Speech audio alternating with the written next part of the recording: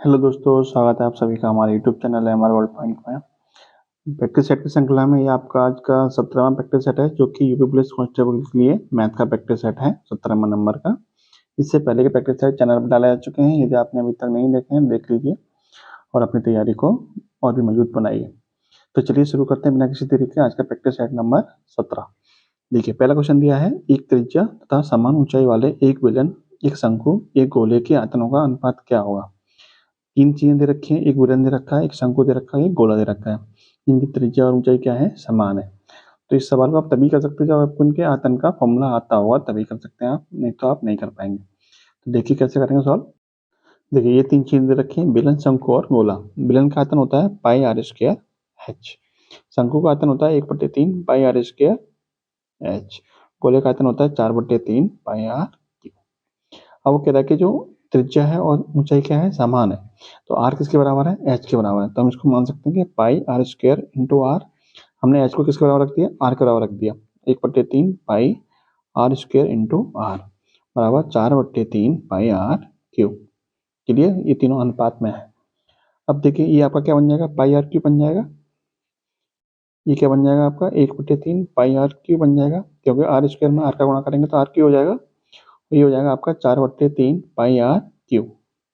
अब देखिए, पाई are Q और पाई आर क्यू तीनों कॉमन थे, तीनों कट गए। कितनी बार कटेगा, ये एक बार कट जाएगा यहाँ पे, बाकी सेम टू सेम रहेगा। अब देखिए आपका क्या बचा, यहाँ बचेगा आपका एक, यहाँ बचेगा आपका 1/3 और यहाँ बचेगा आपका 4/3। अब क्या करेंगे, जो इसका आप एलसीएम लेंगे, किसका एलसीएम लेंगे, 3 3 और यहाँ पे बटे में 1 आ जाएगा उसका। 1 3 एलसीएम कितना हो जाएगा, 3 हो जाएगा। तो 3 से हम क्या कर देंगे, गुणा, पूरे समीकरण में 3 से गुणा कर देंगे। ठीक है, तो 3 से गुणा करेंगे कितना बन जाएगा, 3। यहाँ बचेगा आपका 1 और यहाँ बचेगा आपका 4। 3 से गुणा करेंगे, 3 से 3 कट जाएगा, 1 बचेगा।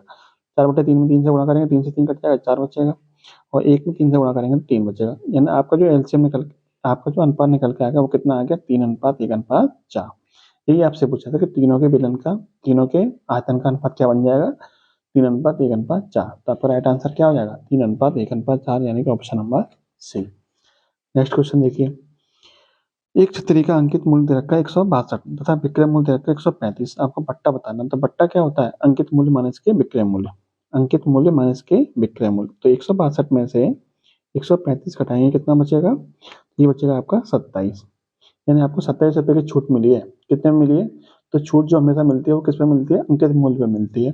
तो 27 रुपये की छूट मिली है आपको, कितने पे, अंकित मूल्य पे। अंकित मूल्य कितना है, 162 रुपये। तो कितने परसेंट की होगी, गुणा 100 कर देंगे। 27 से कटेगा ये आपका 6 बार, और 100/6 की फ्रैक्शन होती है 16 सही 2/3%। यानी जब 100 में 6 से भाग देंगे कितना आएगा, 16 सही 2/3% आएगा। ये फ्रैक्शन आपको याद भी होनी चाहिए। नेक्स्ट क्वेश्चन देखिए आप, एक परीक्षा में 100 छात्रों के प्राप्तांक का औसत कितना था, 40 था। बाद में पता चला कि एक छात्र के प्राप्तांक 53 के स्थान पर 83 पढ़ लिए गए।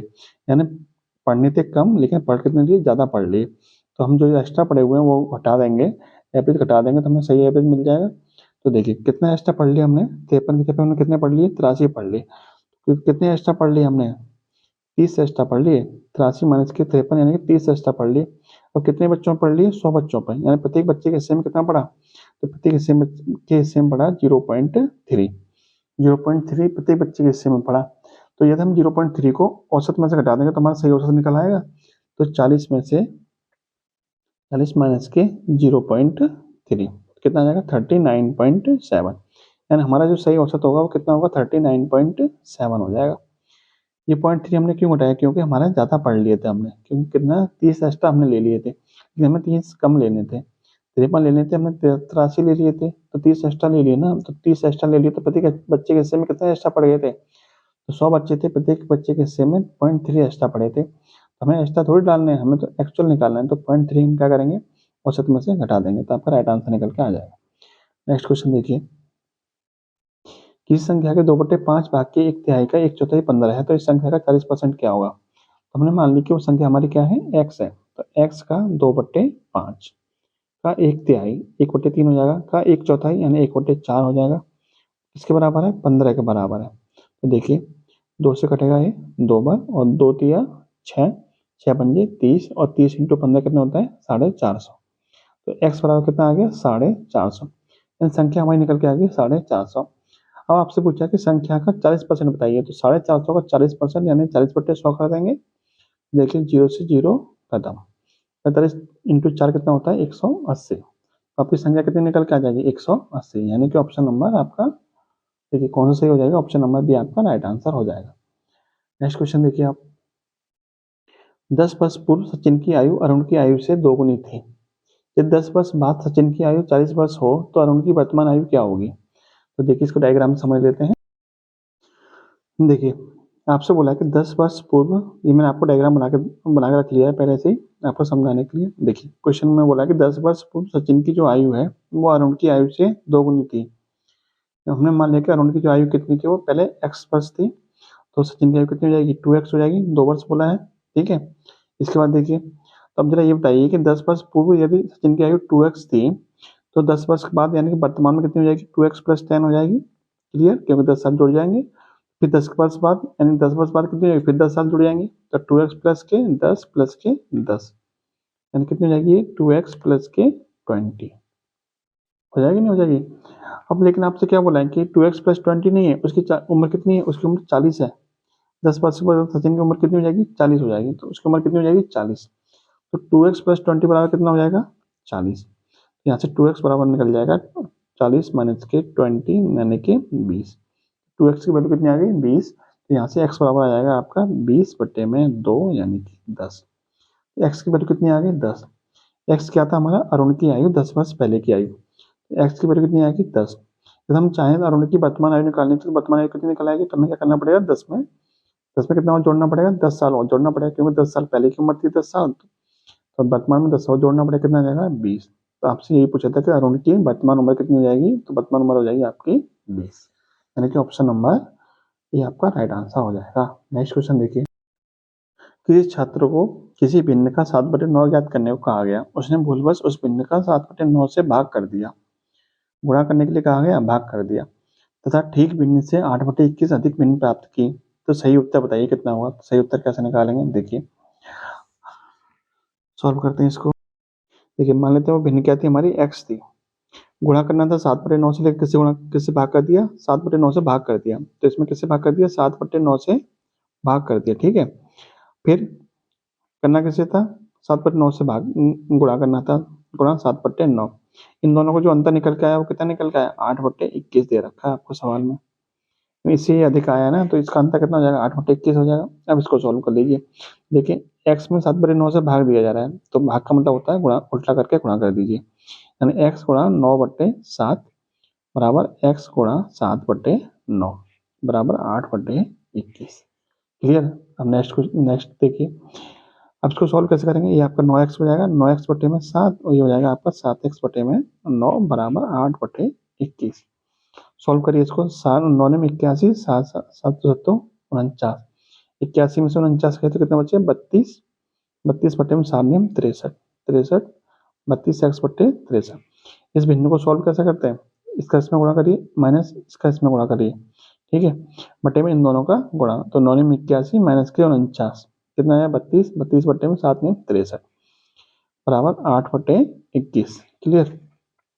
सॉल्व करिए इसको, 8 से कटेगा ये आपका 4 बार, क्लियर, और 7 से कटेगा 21 से कटेगा ये 3 बार, तो x बराबर कितना आ जाएगा 3/4, x बराबर आ जाएगा 3/4। हमारी भिन्न कितनी आ गई 3/4। लेकिन आपसे भिन्न नहीं पूछी है, आपसे क्या पूछा है कि सही उत्तर क्या होगा, सही उत्तर मतलब 7/9 ज्ञात करना था उसका, तो भिन्न यानी 3/4 का आपको 7/9 ज्ञात करना है। कितना आंसर निकल के आएगा आपका ये, तो ये आपका निकल के आएगा 3 से करेगा आपका 3 बार, 7/12, 7×12 यानी कि सही आंसर आपका क्या निकल के आएगा 7/12। तो देखिए आपका राइट आंसर क्या हो जाएगा 7/12, ऑप्शन नंबर सी। देखिए पहला ऑप्शन आपका 3/4 भी दिया हुआ है, तो आपको जल्दबाजी नहीं करनी है, आपको सही आंसर बताना है। सही आंसर क्या हो जाएगा 7/12। नेक्स्ट क्वेश्चन देखिए आप, देखिए 2.5 माइनस के 1/325 माइनस के 2.5 अपॉन में 0.75 प्लस 0.50 का मान बताइए कितना होगा। तो देखिए 0.75 प्लस 0.50, तो ये 75 और 50 कितना हो जाएगा 125 हो जाएगा, मैंने 1.25 हो जाएगा, 1.25 को जब 2.5 में भाग देंगे कितनी बार जाएगा, 2 बार कटेगा, क्योंकि 1.25 का डबल कितना होता है, 2.5 होता है, 2 बार कट जाएगा। 325 में से 2 घटा देंगे कितना बचेगा, 323। अब क्या करना है आपको, 323 का गुणा इसमें करना है और ये कटा देना है। तो देखिए कैसे करेंगे इसको, नए पेज पर बता देता हूँ मैं आपको, नए पेज पे आपको सॉल्व करके दिखाता हूँ मैं आपको। देखिए देखिए ये वाला सवाल दिया हुआ है आपको, क्या सॉल्व करेंगे। देखिए 0.75 प्लस 0.15 ये किसके बराबर होता है, 1.25 बराबर होता है। तो हम इसको लिख सकते हैं 2.5 माइनस के 1 अपॉन में 325 माइनस के 2.5 बटे में 1.25। 1.25 से 2.5 कितने बार कटेगा, 2 बार। अब ये आपका क्या बचेगा 2.5, देखिए 2.5 माइनस के 1 अपॉन 325 माइनस के 2, 325 में 2 टाइम कितना बचेगा, 323। तो 2.5 माइनस के 1 अपॉन 323। अब इसको सॉल्व कर लीजिए, इसका गुणा किसमें करेंगे, इसमें माइनस का 1 कर देंगे। तो कितना आंसर आएगा इसका गुणा इसमें करने पर, देखिए 25 दिया 75, हासिल के 7 और 25 दूनी 50 57, हासिल के 5, 25 दिया 75 और 5 82, यानी आपका आंसर आ जाएगा, आंसर नहीं सॉरी आपका सॉल्यूशन आ जाएगा 827.5 माइनस के 1 अपॉन में 323। तो कितना आ जाएगा आपका 826.5 बटे में 323। अब 323 का भाग किस में देना है, 826.5 में देना है। तो देखिए कितना जाएगा, लगभग 2 पॉइंट समथिंग बाद आंसर आएगा, क्यों 3 बार तो जाएगा नहीं, क्योंकि 300 900 होता है, तो 3 बार तो पूरा पूरा जाएगा नहीं। अब कितना हो जाएगा, 2 पॉइंट समथिंग बाद जाएगा, 2 पॉइंट समथिंग बाद। अब आप ऑप्शन चेक कर लीजिए 2 पॉइंट समथिंग में कौन सा आंसर आ रहा है। तो देखिए एक ही ऑप्शन ऐसा जो 2 पॉइंट समथिंग में आंसर आ रहा है, बाकी और किसी में आंसर नहीं आ रहा है। तो आपका राइट आंसर क्या हो जाएगा, ऑप्शन नंबर ए। आपको ये पूरा सॉल्व करने की जरूरत नहीं है, क्योंकि आपको ऑप्शन में चेक कर लेना है। आप इसको भाग देंगे तो बहुत टाइम लगेगा भाग देने में, और सही आंसर निकालने में आपको टाइम खराब हो जाएगा। तो आप ऑप्शन चेक कर लीजिए, आपका आंसर उससे मैच कर जाएगा। तो राइट आंसर हो जाएगा आपका ऑप्शन नंबर ए 2.49। अब देखिए कोई व्यक्ति एक साइकिल 1400 रुपये में बेचता है, खरीदता है, उसे 15% की हानि पर बेच देता है, उस साइकिल का विक्रय मूल्य क्या हुआ। देखिए ये क्वेश्चन रिपीट हुआ है, इसको पिछले प्रैक्टिस सेट में मैंने आपको बताया भी था, तो उम्मीद है आपको आता होगा। इसका आंसर आप कमेंट बॉक्स में बता दीजिए कितना आंसर होगा। ये क्वेश्चन आपको सॉल्व करना है, ठीक है। नेक्स्ट क्वेश्चन देखिए आप, अंडर रूट में 0.00441 का मान बताइए, यानी इसको हम वैल्यू निकालनी, इसकी वैल्यू क्या होगी। तो देखिए कैसे सॉल्व करते हैं इसके वर्गमूल वाली संख्या को। देखिए देखिए ये क्वेश्चन दिया हुआ है आपको, तो आपको ये पॉइंट वॉइंट को सबको भूल जाइए, आप सीधे बताइए कि 441 का वर्गमूल कितना होता है। 441 का वर्गमूल आप कहेंगे कि 21 होता है। अब आपकी बारी है पॉइंट लगाने की। तो देखिए यहाँ कितने अंकों के बाद पॉइंट है, 1 2 3 4 5 6, 6 अंकों के बाद पॉइंट है। तो वर्गमूल जब भी दे रखा हो तो वर्गमूल में पॉइंट कितने अंकों के बाद लगाते हैं, देख जो भी वर्गमूल में जितने अंकों के बाद पॉइंट दे रखा हो उसका आधा कर दीजिए। यहाँ पे कितने अंकों के बाद है, 6 अंकों के बाद, तो 6 का आधा कितना हो जाएगा, 3। 6 का आधा कितना हो जाएगा, 3। तो इसका जो वर्गमूल में जो अंकों के बाद पॉइंट लगेगा वो 3 अंकों के बाद लगेगा। तो 1 2 एक जीरो लगा लीजिए अपनी तरफ से और 0, तो इसका आंसर कितना आएगा 0.021, यानी ऑप्शन नंबर सी आपका राइट आंसर हो जाएगा। इन वर्गमूल में यानी संख्या में जितने अंक दे रखे हैं उसका आधा अंकों के बाद में वर्गमूल में अंक पॉइंट लगेगा आपका। या 6 अंकों के बाद, तो 6 का आधा कितना हो जाएगा 3, तो 3 अंकों के बाद आपका पॉइंट लगेगा। नेक्स्ट क्वेश्चन देखिए कि 0.11 की वैल्यू कितनी है, 1/9 है, तो इतने की वैल्यू बताइए। तो आपको कुछ नहीं करना, देखिए 111 में इसने क्या किया है, 4 से गुणा कर दिया है, तो यहाँ पे भी आप 4 से गुणा कर देंगे कितना आंसर आ जाएगा, 4/9। इसमें जब 4 से गुणा कर देंगे इस पूरे समीकरण में आपको ये वैल्यू मिल जाएगी, तो ये वैल्यू किसके बराबर हो जाएगी, 4/9 के बराबर हो जाएगी। इन ऑप्शन नंबर डी सही आ जाएगा आपका। नेक्स्ट क्वेश्चन देखिए, किसी संख्या के वर्ग का 3/5 126.15 है, तो वो संख्या क्या होगी। तो देखिए क्या सॉल्व करेंगे इसको। देखिए हमने मान ली वो संख्या हमारी क्या है, एक्स है। अब कह रहा है किसी संख्या के वर्ग का एक्स स्क्वायर का 3/5 किसके बराबर दे रखा है, 126.15 के बराबर दे रखा है। इसको सॉल्व कर लीजिए। देखिए 3 से कटेगा आपका ये, कितना कटेगा आपका 3 से कटेगा, 3 चौक 12, 3 दूनी 6 और 3 पंजे 15। क्लियर। अब 5 गुणा इसमें कर देंगे कितनी बार आ जाएगा, यानी एक्स स्क्वायर की वैल्यू आ जाएगी आपकी 210.15 सॉरी 210.25। ठीक है।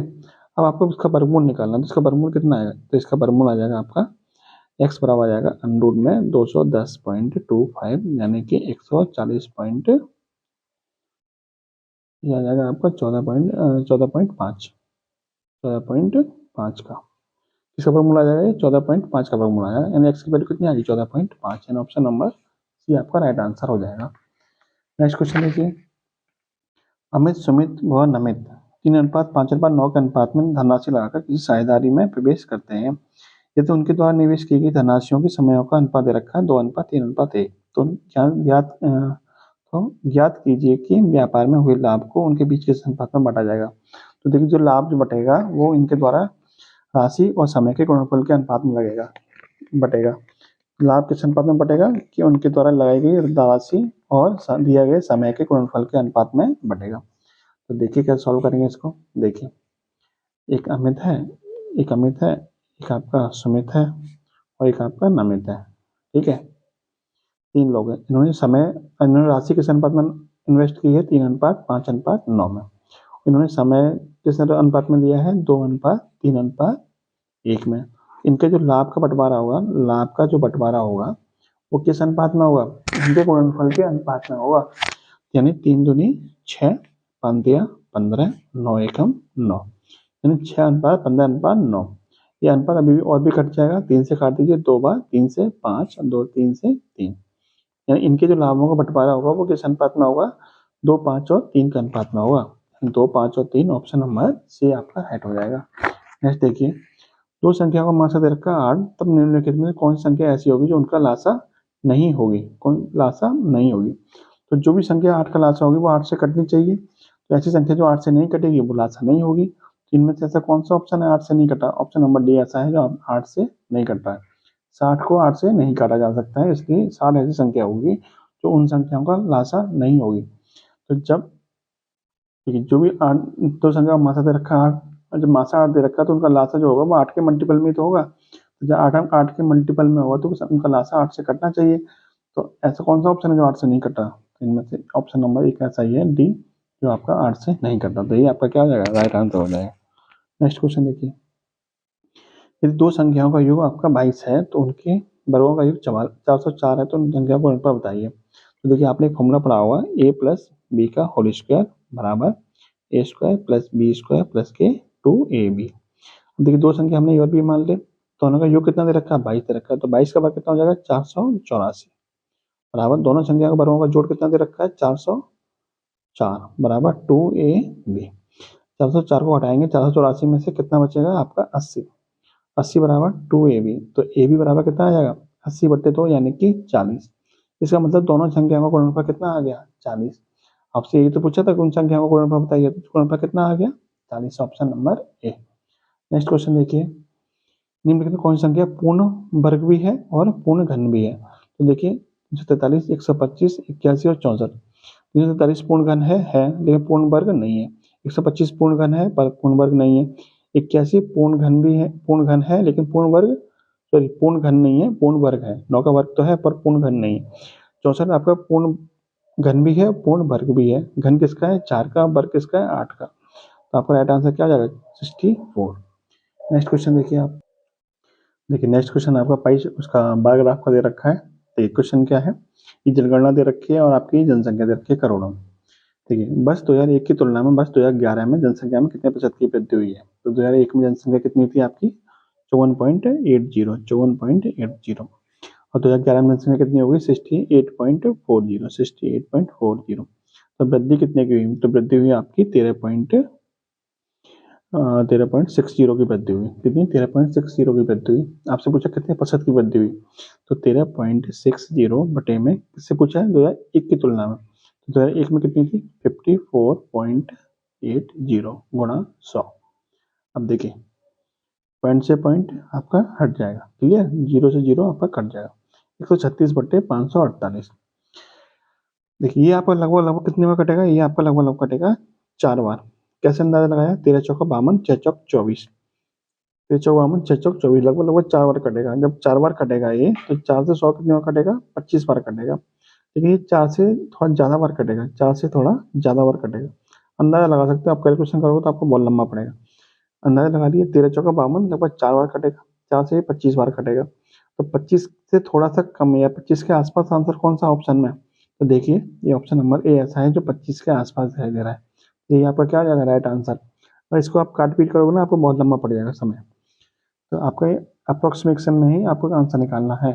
नेक्स्ट क्वेश्चन देखिए, किस जनगणना वर्ष में उससे ठीक पहले वाले जनगणना वर्ष की तुलना में जनसंख्या में प्रतिशत वृद्धि सर्वाधिक है। यानी पिछले वाले की तुलना में नेक्स्ट नेक्स्ट जनगणना में किसमें सबसे ज्यादा प्रतिशत में वृद्धि हुई है। तो देखिए सबसे ज्यादा गैप कहाँ पर है। देखिए आपके ऑप्शन दे रखा था, पहले ऑप्शन दे रखा 1981 में। देखिए 1981 में 36 है, उससे पहले 31 थी, यानी लगभग लगभग 5 का गैप है, 5 करोड़ का गैप है। फिर उसके बाद में 1991 दिया है, तो 1991 में कितना है 36 से 43, लगभग लगभग 6-7 का गैप है। फिर आपको दिया है ऑप्शन में 2001 में कितना है 53 से 43 से 54, यानी लगभग लगभग आपका 11 का गैप है। और यहाँ पे कितना गैप है 54 से 68, यानी लगभग लगभग 14 का गैप है। कितना गैप है 13 का गैप है। तो सबसे ज्यादा गैप किस में, इसी साल में है, दोनों में गैप है। तो आपसे पूछे सबसे ज्यादा वृद्धि किस में हुई है, तो इन्हीं में तो वृद्धि होगी। सबसे ज्यादा वृद्धि जो हुई आपकी कौन से साल में होगी, 2011 में वृद्धि हो जाएगी आपकी। आपसे पूछे किस जनगणना वर्ष में, क्वेश्चन देख लीजिए एक बार, इस जनगणना वर्ष में उससे ठीक पहले वाली जनगणना वर्ष की तुलना में जनसंख्या में प्रतिशत वृद्धि सर्वाधिक है। तो किस जनगणना वर्ष में पूछा है, सबसे ज्यादा वृद्धि किस में हुई है, 2011 में हुई है। तो आपका राइट आंसर भी क्या होगा 2011। नेक्स्ट क्वेश्चन देखिए, देखिए सिक्कों वाला क्वेश्चन है, और सिक्कों पर आधारित मैंने आपको वीडियो बना के दी है एक अलग से, आप आराम से कर सकते हैं। और इस वाली जो क्वेश्चन है, ये वाला जो क्वेश्चन है, इसका आंसर भी आपको कमेंट बॉक्स में बताना है। पहले वो वीडियो देख लेना, 2-3 मिनट की वीडियो है, आराम से समझ में आ जाएगा। सिक्कों पर आधारित कोई भी क्वेश्चन होगा आप आराम से कर सकते हैं। उस वीडियो देखने में इस क्वेश्चन का आंसर आप कमेंट बॉक्स में बताइएगा कि राइट आंसर क्या होगा। नेक्स्ट क्वेश्चन देखते हैं, कोई धनराशि साधारण ब्याज की किसी वार्षिक दर से 5 वर्ष में 2 गुनी हो जाती है तथा किसी अन्य दर से 12 वर्ष में 3 गुनी हो जाती है, तो कम ब्याज की वार्षिक दर बताइए। देखिए जब कोई साधारण ब्याज की दर से 5 वर्ष में कोई धनराशि 2 गुनी हो रही है, ठीक है, तो 12 वर्ष में तो कम से कम 4 गुनी होनी चाहिए ना। तो लेकिन यहाँ कितना कर रहा है 3 वर्ष 3 गुनी हो रही है। तो जरा ये बताइए कि अलग दर क्या दे रखे हैं, कोई अलग दर है, किसी अलग दर से 5 वर्ष में 2 गुनी हो रही है, किसी अन्य दर से 12 वर्ष में 3 गुनी, तो दर किस में ज्यादा होगी, दर आपकी ये 5 वर्ष वाली में ज्यादा होगी ना। जब 5 वर्ष में डबल हो रही है, वही 12 वर्ष में 3 गुनी हो पा रही है, तो इसका मतलब दर तो इसमें अधिक है। लेकिन आपसे पूछा क्या है, कम ब्याज वाली दर बताइए, तो कम ब्याज वाली दर कौन सी होगी, ये 12 वर्ष वाली होगी नहीं होगी, तो हम इसकी ब्याज दर निकाल लेंगे। तो जरा आप ये बताइए कि कोई धनराशि 12 वर्ष में 3 गुनी हो रही है, कोई धनराशि पी थी, अब कितनी हो गई 3 पी हो गई। तो ब्याज कितना मिला, ब्याज बराबर होता है मिश्रधन माइनस के मूलधन, यानी 3p माइनस के p, यानी कि 2p आपको ब्याज मिल गई। ब्याज कितना मिला आपको 2p ब्याज मिला। और साधारण ब्याज का फॉर्मूला क्या होता है, ब्याज बराबर होता है मूलधन गुणांतर गुणा समय बट्टे 100, यानी कि 2p बराबर, यहाँ देखिए आप, यानी कि 2p बराबर, यानी कि ब्याज बराबर मूलधन कितना है p, तो गुणांतर दर कितना है, दर तो हमें निकालना है, गुणा समय कितना दे रखा है 12 वर्ष बटे में 100। क्लियर। और 2 से कटे, पी से पी कैंसिल, 2 से 1 बार, 2 से 6 बार, तो यहाँ से आर बराबर मिल जाएगा 100 बटे में 6, यानी कि 16 सही 2/3%। कितना आ जाएगा आपका राइट आंसर, 16 सही 2/3%। हमने इसका यूज क्यों नहीं किया, इसका यूज हमने इसलिए नहीं किया, 5 वर्ष और 2 वर्ष का हमने यहाँ से अंदाजा लगा लिया कि जो राशि 5 वर्ष में 2 गुनी हो रही है, और वही एक अन्य दर से कोई राशि 12 वर्ष में 3 गुनी हो रही है, तो इसका मतलब जो दर होगी वो किसमें ज्यादा होगी, तो दर इसमें ज्यादा होगी ना, जो 5 वर्ष में डबल हो रही है, और ये 10 वर्ष में 4 गुनी हो जाएगी, और ये 12 वर्ष में 3 गुनी हो पा रही है, तो इसका मतलब इसकी दर क्या है, इसकी दर कम है। तो आपसे कम ब्याज वाली ही दर पूछी थी कि कम ब्याज वाली दर कितनी होगी, तो हमने सेकंड वाले को राइट कैलकुलेट कर लिया, हमने पहले वाली तो होती नहीं पड़ी। नेक्स्ट क्वेश्चन देखिए, कोई धनराशि अर्धवार्षिक रूप में संयोजित चक्रवृद्धि ब्याज की 4% वार्षिक दर से निवेश करने पे 1 वर्ष के अंत में 7803 होती है, तो वह धनराशि क्या होगी। देखिए जब ब्याज क्या है अर्धवार्षिक रूप से संयोजित की जाती है, देखिए क्या सॉल्व करेंगे इसको। देखिए एक चीज समझ लीजिए कि जब भी ब्याज क्या हो अर्धवार्षिक रूप से संयोजित की जा रही हो, तो आर क्या हो जाएगी, आर यानी दर तो आपकी क्या हो जाएगी आधी हो जाएगी, दर क्या हो जाएगी आधी हो जाएगी, और जो समय होगा यानी एन जो होगा वो क्या हो जाएगा डबल हो जाएगा, एन क्या हो जाएगा डबल। अब यहाँ पे क्या बात की गई है कि आर कितनी है 4%, तो 4% आर कितनी है 4%, तो अब आर कितनी बचेगी 2% बचेगी, 4 का आधा 2%, और 1 वर्ष की बात हो रही है, तो इसका मतलब अब समय कितना हो जाएगा डबल, यानी 2 वर्ष हो जाएगा। एन की वैल्यू कितनी हो जाएगी, एन की वैल्यू हो जाएगी 2 वर्ष। जब भी ब्याज क्या हो अर्धवार्षिक रूप से संयोजित हो, तो आर आधी हो जाएगी और समय क्या हो जाएगा डबल। तो आर पहले 4% थी, अब कितनी होगी 2% बची, अब कितनी बची 2%। और समय पहले 1 वर्ष था, अब समय कितना हो जाएगा 2 वर्ष। ठीक है, ये बात क्लियर हुई यहाँ तक। अब देखिए क्वेश्चन पे आते हैं अपने पे। देखिए अब आपकी दर कितनी दे रखी है, 2% दे रखी है। तो 2% की फ्रैक्शन क्या होती है, 2% का मतलब होता है 2/100, यानी कि 1/50। यानी 1/50 का मतलब क्या है, 1/50 का मतलब ये है कि यदि आपके पास 50 रुपये मूलधन है तो उस पर 1 रुपये आपको क्या मिलेगी, ब्याज मिलेगी। 1 रुपये ब्याज मिलेगी तो आपका मिश्रधन कितना हो जाएगा, 50 + 1 यानी कि 51 रुपये आपका मिश्रधन हो जाएगा। यानी 50 वाली चीज़ अब कितनी हो जाएगी, 1 साल के बाद 51 हो जाएगी। अगले साल भी ऐसा ही होगा, 50 वाली चीज़ कितनी हो जाएगी, 51 हो जाएगी। क्लियर, 50 वाली चीज़ कितनी हो जाएगी, 51 हो जाएगी। इसका मतलब कोई धनिया था आपके पास 50 × 50 यानी कि 2500 था, तो 2 साल के बाद में 51 × 51 यानी कि 2600 कितना हो जाएगा, 1 हो जाएगा। 2600 1 हो जाएगा। यदि आपके पास कोई धन 2500 था तो 2 साल के बाद में 2600 1 हो जाएगा। क्लियर, लेकिन आप कह रहे हैं कि आपके पास जो धन है वो कितना हो गया है, वो धन हो गया आपका 7803। क्वेश्चन में बोला है कि वो धन 7803 हो गया है। देखिए मैं क्वेश्चन दिखा देता हूँ आपको।